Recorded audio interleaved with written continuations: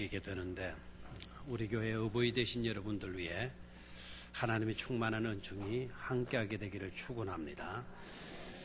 자녀된 우리 모두 또한 부모님에 대한 공경한 마음을 가지고 함께 은혜 받으실 수 있기를 축원합니다. 효의 문제는요, 동서양 어디에서나 중요하게 다루는 문제입니다. 인간의 가장 중요한 도리라고도 할 수가 있겠습니다. 모든 종교에서도 효를 강조해요. 꼭 종교라고 일반적인 종교에 우리 기독교를 포함시킨다라는 것은 좀 그러기도 한데, 대개 사람들이 유교는 효의 종교이고 기독교는 효의 종교가 아니다, 교회 안 다니는 사람들 가운데는 그렇게 인식하고 있는 자들이 꽤나 있는 것 같아요. 동양 사람들은 어른들을 존경할 줄도 아는데 서양 사람들은 버르장머리가 없어가지고 어른들을 멸시하고 무시한다, 그런 식으로 알고 있는 사람들도 많이 있더라고요. 그러나 실제적으로 그렇지 않습니다. 동양 사람들도 가정을 소중히 여길 뿐더러 서양 사람들도 가정을 굉장히 소중히 여깁니다. 여러분, 스위트 홈이라는 이야기 들어봤죠? 날로 오라 하여도 하는 그 노래가 있어요.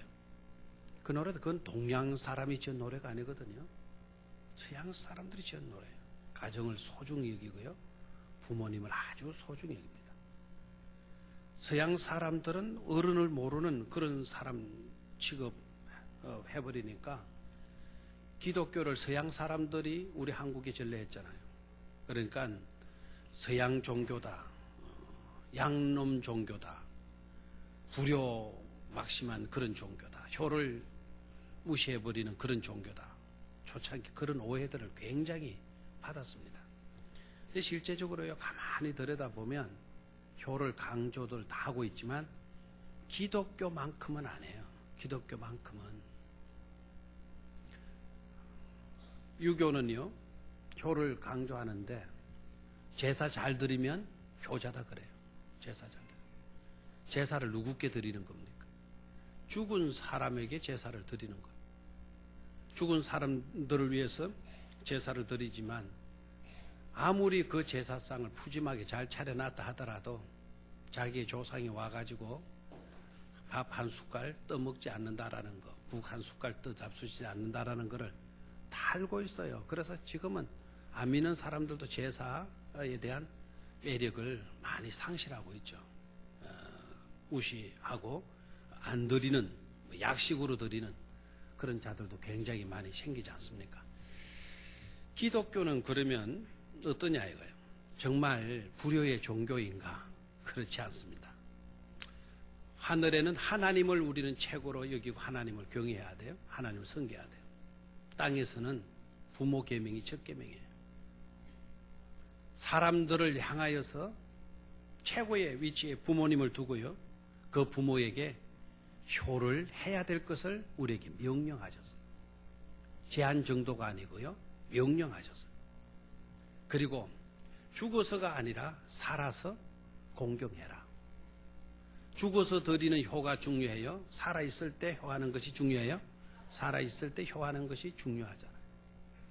기독교가 그래요. 기독교가. 효하는 종교 속에 우리가 살고 있는데요, 누구보다도, 유교인들보다도 예수 믿는 저와 여러분들은 지극한 정성으로 효할 수 있게 되기를 주의 이름으로 축원합니다. 아내를 사별한 남편을 부르는 말이 있어요. 무슨 말인지 여러분이 한번 생각해 보십시오. 남편을 사별한 아내를 부르는 말도 있죠. 그리고 부모가 돌아가신 자녀를 부르는 말도 있어요. 무슨 말인지 기억이 됩니까? 아내를 사별한 남편을 뭐라 그러죠? 호레비. 그래, 잘하셨어요. 아내 딱 죽고 나면 별수 없이 호레비예요. 남편을 사별한 아내를 우리는 뭐라 부르죠? 미망인 또는 가부라고 부르잖아요. 가부. 부모가 돌아가신 자녀를 뭐라고 부르죠? 고아라고 부르죠. 고아. 네, 딱 한 가지. 여기에 대한 단어가 없어요. 이름이 없어요. 자식이 부모보다 먼저 죽었어요. 자식을 먼저 보낸 부모를 부르는 이름은 없어요. 이거는 동양에도 그러고 서양에도 그래요. 왜 그럴까요? 자식을 잃은 부모를 일컫는 이름이 없는 이유는 그 마음에, 그 심령에 어떤 다른 이름을 갖다 붙일 수 있을 것인가 하는 거예요. 그만큼 그 비통함, 그 슬픔이 크다는 것이겠죠. 부모에게 있어서 자식은 절대적인 존재 아닙니까? 온통 자식에게 집중되고 있다고 해도 과언이 아니잖아요. 자나깨나 자식 생각에. 그래서 제가 이번에 하나 의미 있는 말을 실어놨어요. 어머니에게는 공휴일이 없다. 아버지는 아닌 것 같아요.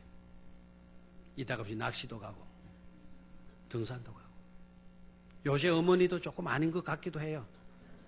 자식들 놔두고 열심히 새벽마다 나와서 조깅하더라고요. 네, 열심히. 그러나 옛날 우리 어머니들 공휴일이 없어졌어요. 자나깨나 자식 생각, 진자리 마른 자리 갈아 눕히기 위해서 그렇게 애쓰셨어요. 자식을 향한 어미의 마음을 표현하는 대표적인 말이 두 가지 있다 그래요. 자식이 잘못되었을 때요. 그 어머니는 가슴이 저민다라는 말을 해요. 가슴이 저민다. 가슴이 저미다라고 하는 이 말의 뜻은 가슴을 마치도 무채썰듯이 얇게 쓰는 것을 의미한대요. 생각해봐요. 가슴, 어머니의 가슴을 얇게 쓸어내는 것과 같은 그런 고통을 어머니가 겪게 된다는 겁니다. 자식된 여러분들,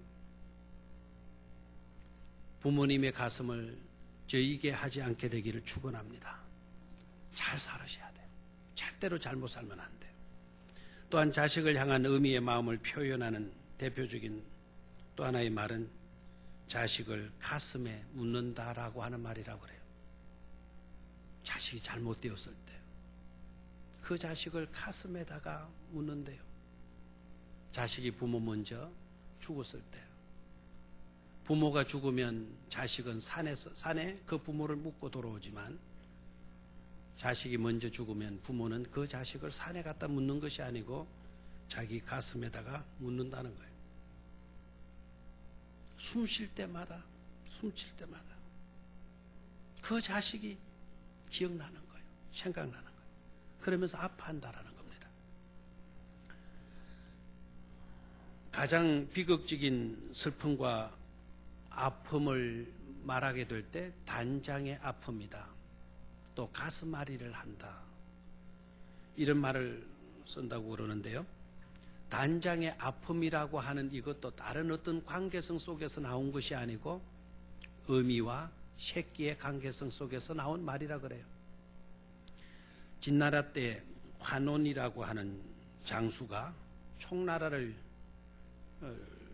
정벌하기 위해서 양쯔강이라고 하는 강의 중류에 협곡인 삼협, 좁은 세 계곡이 합쳐지는 삼협이라는 곳을 지나게 되면서 자기 부하 가운데 한 사람이 원숭이 새끼를 보고 그 원숭이 새끼를 잡아가지고 배에 탄 거예요.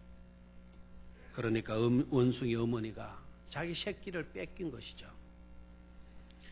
그 배가 협곡의 계곡의 물을 타고 올라가는데 물살이 세죠. 그럼 배가 천천히 움직여서 올라가는데 그 새끼를 잃어버린 그 어미가 그 배길을 따라가지고 막 달려가는 거예요. 그런데 때마침 그 배가 어떤 부두에 정착하게 되어지니까 그 어미가 배 안으로 뛰어들어와가지고 자기 새끼를 콱 껴안더니 그 다음에 그 자리에서 바로 그만 어미 원숭이가 죽더래요. 병사들이 생각하기를 원숭이도 심장마비가 있나 생각하고 어미 원숭이 배를 갈라보았더니 이게 어떻게 된 겁니까? 어미 원숭이의 배를 갈라보니까 어미 원숭이의 창자가 토막이 나 있더래요. 그만큼 새끼를 뺏기고 나니까 이 어머니가 견딜 수 없는 것이죠. 그래서 뱃길 따라 추죽해 올라가가지고 배가 때마침 정창한 뛰어들더니 그제서 죽더라는 거예요. 그래서 거기에서 나온 말이 바로 뭔가 하니까 단장의 아픔이다. 단자는 끊어질 단자, 장자는 내장, 장기의 장자입니까? 그것이 끊어지는 아픔. 여러분, 말 못하는 동물도 그럴진데 사람이야 오죽하겠느냐는 겁니다. 절대로 자식된 여러분들, 부모님의 그 사랑, 부모님의 그 열정, 부모님의 그 헌신을 기억하고서라도 제대로 된 삶을 살 수 있게 되기를 축원합니다. 자, 그렇다면 그런 부모를 향한 존경과 사랑과 효의 양, 복양의 양은 어느 정도면 되겠는가 하는 것입니다.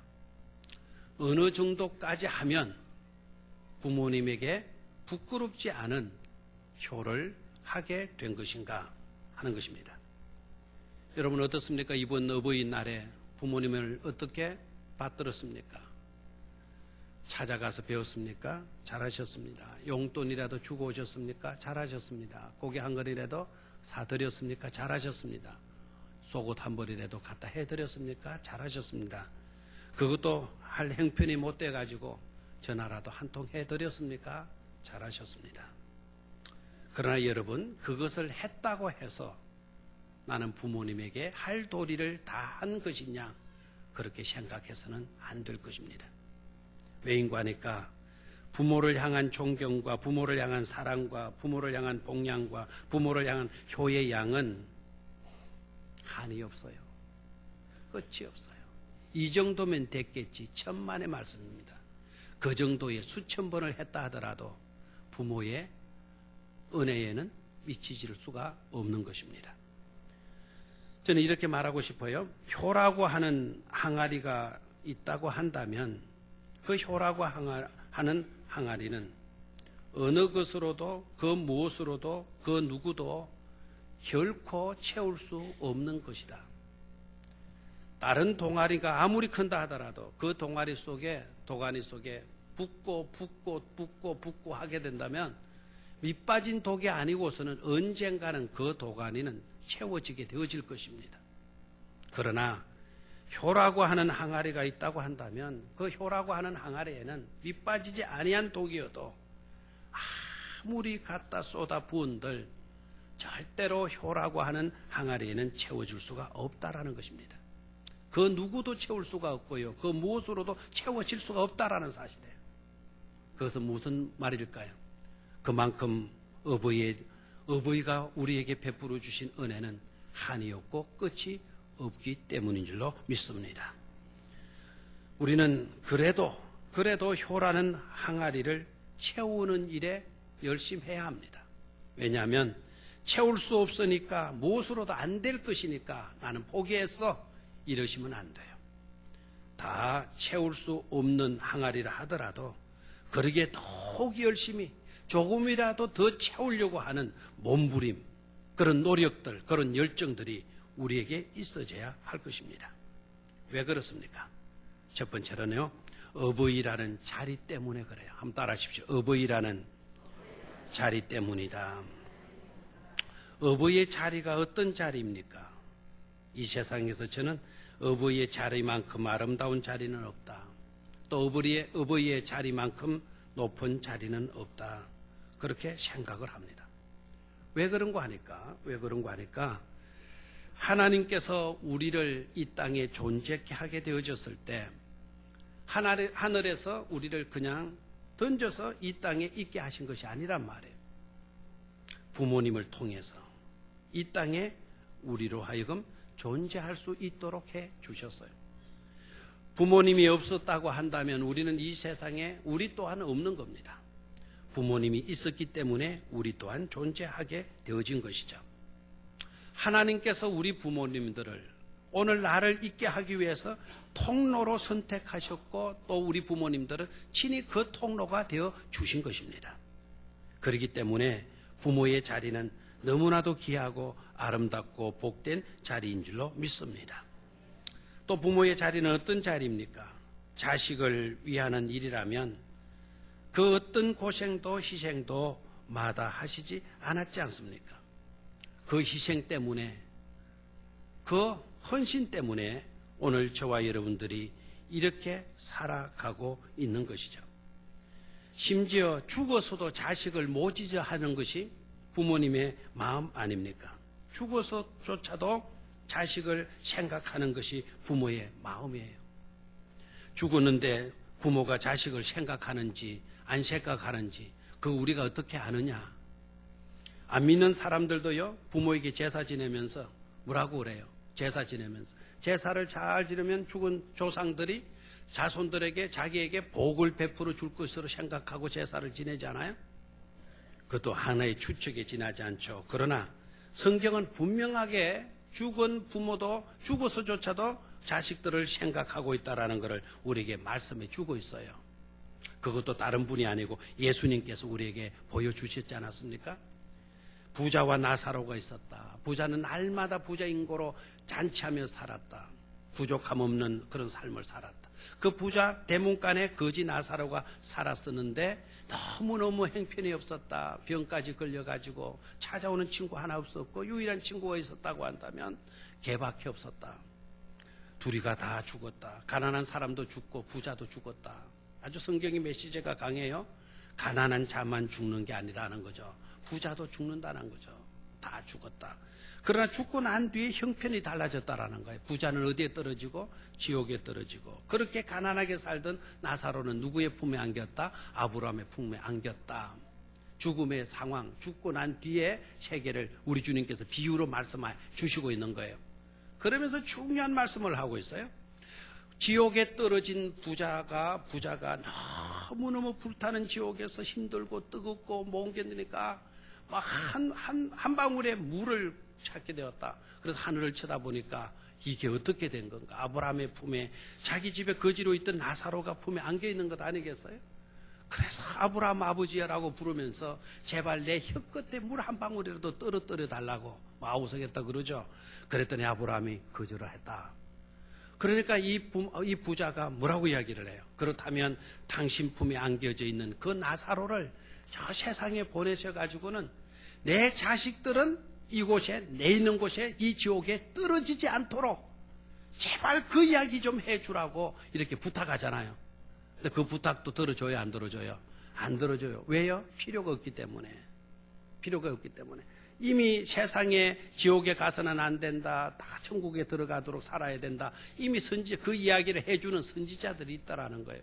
그 선지자들이 있음에도 불구하고 선지자들의 말을 듣지 않는 자가, 죽은 자가 살아가지고 와가지고는 말한다고 해서 들을 리가 없다, 소용없다라고 거절을 했다는 이야기죠. 근데 거기에서 깨달을 수 있는 것이 바로 뭐죠? 죽어서도 부모는 누구를 생각한다? 자기 새끼를 생각한다. 지옥에 떨어진 인생도 누구를 생각하더라?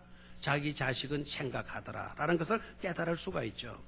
그러니까 부모의 자리는 너무나도 귀하고 아름다운 자리가 틀림이 없어요. 부모가 도둑놈이에요.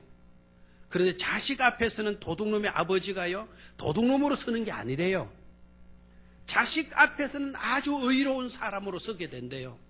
자기가 도둑놈이지만 자식을 앉혀놓고는 너 똑바로 살아야 된다, 이렇게 교훈하는 것이 부모라 그러잖아요. 부모라고요. 부모의 자리가 너무나 귀해요. 뿐만 아니라 부모의 이름만큼 귀한 이름도 없는 줄로 믿습니다. 부모라고 하는 이름만큼 좋은 이름도 없는 줄로 믿습니다. 여러분 부모는 아닌 모양입니다. 절대로 별로 좋아하지도 않고 아멘도 안 하는 거 보니까. 우리의 여러 가지 이름들이 있죠. 여러 가지 이름들이 있지만 뭐 장미꽃, 뭐 백합, 뭐 이런 식으로 이름들이 있지만 어머니라고 하는 이름만큼 귀한 이름, 사랑스러운 이름, 좋은 이름이 있을까요? 아무래도 있는 것 같기도 한데요. 자, 그러면 있는지 없는지를 확인해 봅시다. 여러분, 좋은 일이 있을 때 누구 생각납니까? 엄마 생각납니까? 엄마라는 이름이 좋으네요. 아플 때가 있었습니까? 병들 때가 있었습니까? 괴로울 때가 있었습니까? 힘들 때가 있었습니까? 누구부터 생각납니까? 여보가 생각났어요? 지금 연인 간의 관계가 있는 사람들이 있으면 조심하세요.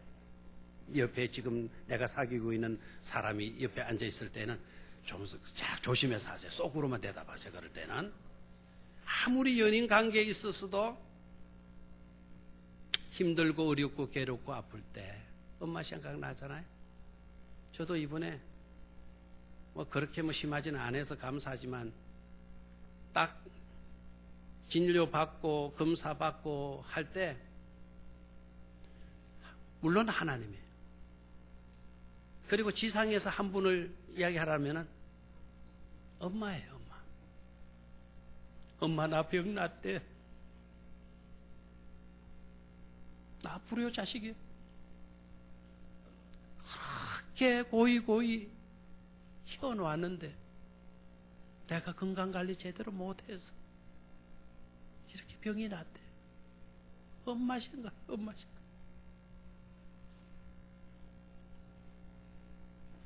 좋을 때나 어려울 때나 힘들 때나 외로울 때 우리가 부르게 되는 이름 어머니 아닙니까? 어머니. 남자들 군대 갔다 오셨지만 군대에 힘든 훈련, 어려운 훈련 할 때 그때 생각나는 사람 몰라. 그러면 물론 돌수나 이렇게 부르는 사람도 있지만 엄마 대다수 엄마예요. 엄마. 왜 그래요? 엄마의 이름이 그렇게 귀하고 좋기 때문인 줄로 믿습니다. 왜 효의 항아리를 우리는 열심히 채워야 되나?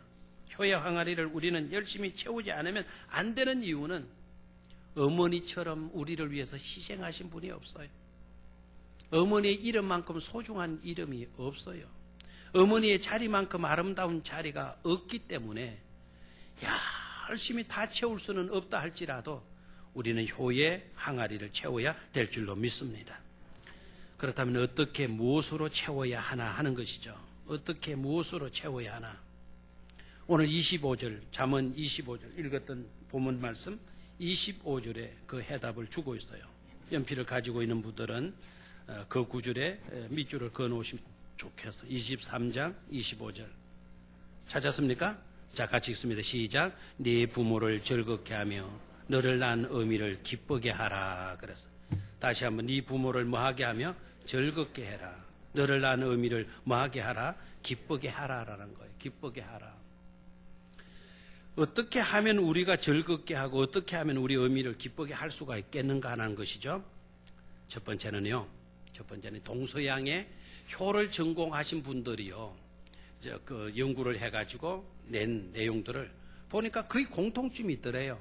그래서 공통점을 다 이렇게 모아서 정리하다 보니까 5가지로 정리가 되어지더라는 겁니다. 그걸 소개했어요. 첫 번째는요. 어떻게 우리가 부모를 즐겁게 하고 어미를 기쁘게 할 수가 있겠는가. 첫 번째는 의미 있는 잡아줌이래요. 미닝 터치예요. 미닝 터치. 의미를 가지고 터치해줘라. 잡아주라. 손을 잡아주라는 거죠. 부축해드리고요. 어깨를 주물어드리고 팔다리를 주물어드리고 그 순간이 부모는 그렇게 행복하대요. 애지중지 길렀던 그 길을 뜰 때 그 아이가 자라서 어른이 되고 난 뒤에 접촉이 없어지는 거예요. 터치가 없어지는 거예요. 그런데 자신이 늙고 병들고 힘이 없게 되어졌을 때 그렇게 애지중지 키웠던 그 아이의 손이 자기 피부에 와닿을 때, 자기 다리를 주물어 주게 될 때, 어깨에 이렇게 주물어 주게 될 때 그렇게 행복하대요. 그렇게 행복하대요. 두 번째로 이야기해주고 이야기를 들어주는 것. 그렇죠? 이야기를 해주고 들어주는 것. 그러니까 내가 일상에서 있었던 이야기를 그까짓 그 부모님에게 해서 무슨 소용이 있어. 이러시면 안 되고요. 어떤 이야기든지 재미나게 이야기해주고, 그리고 부모가 말씀하시는 그 말을 잘 들어주는 것. 그게 가장 부모를 행복하게 하고 기쁘게 해드리는 일이 된다라는 겁니다. 대개 부모님들이 말씀들을 많이 하면 우리 자식들은 우리가 어떻게 합니까? 잔소리가 너무 많아졌다고. 아유, 잔소리가 너무 심해졌다. 어른이 되면 그렇답니다. 기가요, 나이가 들면 들수록 어디로 올라간다 그래요? 기는 밑으로 내려가는 게 아니고 올라간대요. 그래서 어디로 올라가요? 그럼 입으로 올라간대요. 그러니까 말이 많아지면 늙었구나 생각하시면 된대요. 입만 살아가지고 이제 말하게 되는 거죠. 그럴 때 우리가 뭐 한다고요? 잔소리 하는 것으로 듣지 말고 그런 소리라도 다 어떻게 해줘라? 들어줄 수 있어야 된다라는 겁니다. 그렇게 들어주는데도요, 요령이 있어야 된대요. 무조건 들어줄 때 또 잔소리, 또 잔소리. 아이고, 말도 안 되는 소리 한다고 이러면 안 되고, 무조건 뭐로 들어주라? 예, 아이고, 그랬구만요. 막 이렇게 들어주라는 거예요. 나는 그 짓 못해. 이러면 부르자식이 되는 거예요. 예? 그래도 해보라는 거예요. 자, 세 번째로는요, 높은 존재 가치를 뭐 해주라는 것? 인정해 주라는 거예요. 높은 존재 가치를. 비록 세상 사람들이 우습게 여기는 그런 일을 해 오신 부모님이라도 자식만큼은 존재 가치, 높은 존재 가치를 두고 대하라는 겁니다. 사실 여러분들의 부모님들이요, 형편없는 일을 하셨어도 부모님이 잘못돼서 못나서가 그러기보다는 그런 형편없는 일을 하게 되신 이유는 바로 여러분들을 키우려고 그런 것 아닙니까? 만약에 우리 어머니가 파출부 노릇을 했다 합시다. 그러면은 내가 친구들한테 네 어머니 많어 그럼 물으면 파출부 하고 있어 이렇게 말 못한다는 거예요. 창피스럽게 여기고, 우리 어머니는 아주 유명한 회사를 경영하시는 분이야, 뭐 이런 식으로 거짓말 하게 된다는 거죠. 왜 그렇죠? 그렇게 할 필요가 있나요? 우리 어머니가 파출부 일을 하시고 계시지만 파출부 일이라고 창피스럽게 여길 것이 아니라 파출부 일을 하시면서까지도 나를 키우려고 하는 어머니의 그 노력, 그 정성, 그 헌신 기억해야죠. 우리 어머니는 파출부 하셔. 파출부 하시면서도 나를 이렇게 공부시키고 계셔. 우리 어머니 참 고마운 분이야. 이게 효안이겠어요? 이게. 에이브람 링컨이 굴곡 많은 인생을 사셨잖아요. 에이브람 링컨이 대통령이 되었어요. 미국의 최고의 존경받는 대통령이 되지 않았어요? 그런데 대통령이 당선되고 환영식이 베풀어지는 그 자리에, 다들 축하하는 그 자리에 한 못된 사람이 딱 일어나더니, 에이브람 링컨, 당신 아버지는 구두 만드는 사람이었다며? 딱 한 거예요. 그 자리에서 얼마나 버더럽고 예의 없는 사람이. 꼭 그런 사람이 한 사람씩 있어요, 없어요? 있어요. 얼마나. 그러니까 그 연회장이 우습게 돼버린 거예요. 막 쑥덕쑥덕 그러는데, 그때 에이브람 링컨이 딱 일어나더니 다시 아까 연설했던 마이크 앞으로 나가더니, 고맙게도 우리 아버지가 무슨 일까지 하시는지 이렇게 관심 기울이고 오늘 말씀해 주신 당신 정말로 놀랍다. 우리 아버지가 정말 대단하신 분인 것에 틀림이 없다. 당신까지 우리 아버지가 무슨 일 하시는지 아시고 계시니까. 그리고 당신에게 더욱 고마운 거는, 오늘 나는 깜빡했다. 대통령 당선되고 이 환영식상에 나는 깜빡 우리 아버지를 잊고 있었다. 오늘 당신이 우리 아버지, 내가 가장 소중히 여기는 우리 아버지에 대해서 생각할 수 있도록 당신이 말해줘서 너무나 고맙다. 그러나 당신이 모르는 게 하나 있다. 그건 바로 뭔가 하니까, 우리 아버지는 구두 만드시는 분이 아니고 남의 구두 떨어지면 구두 떨어진 그것을 끼워주고 밑 빠진 구두창을 그걸 꼽아주는, 그걸 부착해주는 그런 구두 수송공이었습니다. 그거 당신 잘못 알았습니다. 우리 아버지는 구두 만드는 분이 아니고 구두 수송공이었지만, 구두 수송공으로 계시면서 오늘 나를 뭐 되게 만들었다고요? 대통령 되게 만들으셨습니다. 얼마나 당당해요. 그러니까 그 연회석상에 모인 사람들이 우레와 같은 박수를 그것도 기립해서 보냈다라는 것 아닙니까? 우리는 우리의 부모들에게 높은 존재 가치를 인정해주는 그런 것으로 효할 수 있게 되기를 축원합니다. 그리고 미래를 그리실 수 있도록 해주라는 거예요. 미래를 그리실 수 있도록. 오늘 좋은 음식을 드렸다고 다 효도한 것 아니고 고기 한 건 갖다 드렸다고 돈 봉투 하나 갖다 드렸다고 효한 것이라 생각해서는 안 된다라는 거예요. 부모가 되면 어르신이 되면 내일에 대한 미래에 대한 불안감이 있다고 그래요.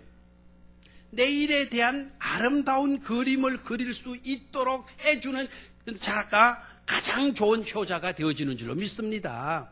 아버님 늙으셔도 괜찮아요. 어머님 늙으셔도 괜찮아요. 내일은요 너무너무 좋은 세상이 예비되어져 있거든요. 아버님 그 나라 그려보세요. 그 세계 한번 그려보세요. 어머니 우리가 들어갈 나라가 있어요. 그 나라 그 세계가 얼마나 좋은 곳인 줄 아세요? 이걸 이야기해 줄 수 있어야 된다라는 거예요. 우리의 부모에 대한 내일을 그릴 수 있도록 해주는 이것이 가장 좋은 효도가 되어진다라고 동양이나 서양 효를 전공한 학자들이 공통된 견해를 정리해가지고 발표한 내용이에요. 우리는 거기에다가 하나님의 명령인 말씀, 우리 주님이 당부하셨고 하나님의 말씀인 성경에서 교훈하고 있는 이 효의 모든 요소들을 잘 감당할 수 있어야 될 줄로 믿습니다. 존경으로 채울 수 있기를 바랍니다. 공경으로 채울 수 있게 되기를 바랍니다. 순종함으로 채울 수 있게 되기를 바랍니다. 감사함으로 채울 수 있게 되기를 바랍니다. 늘 변함없는 사랑으로 채울 수 있기를 주의 이름으로 축원합니다.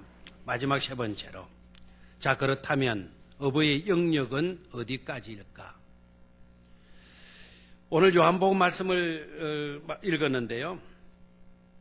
예수님의 십자가상에서의 상황, 오늘 어버이주의를 통해서 이것을 오늘 분명히 깨닫게 되기를 바라요.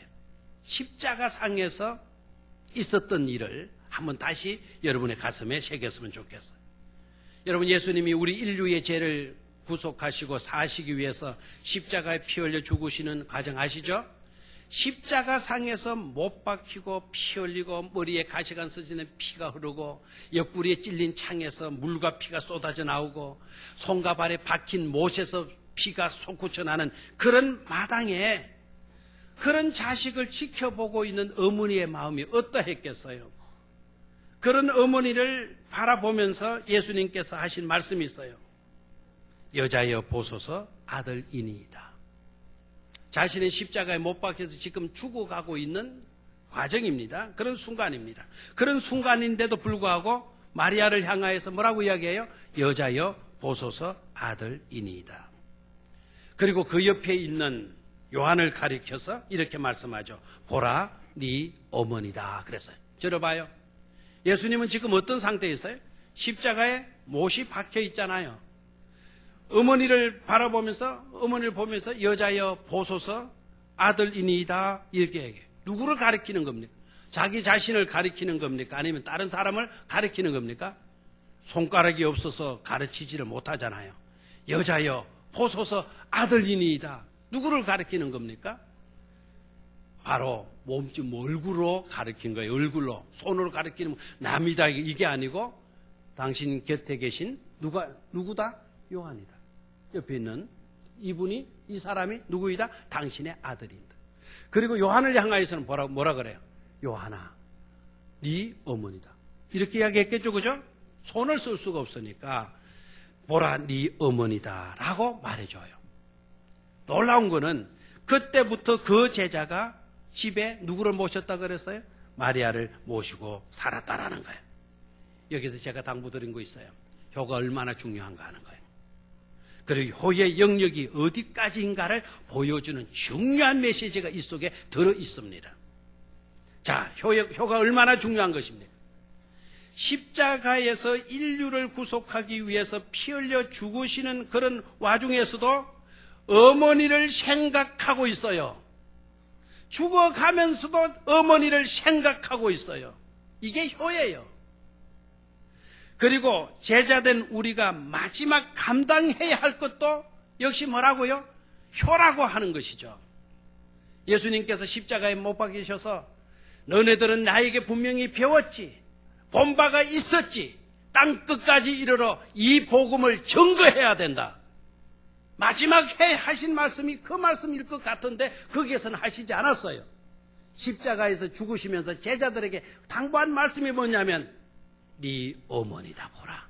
네 어머니다 라고 말씀하시잖아요. 그리고 그 말씀이 이어진 것이 바로 뭐죠?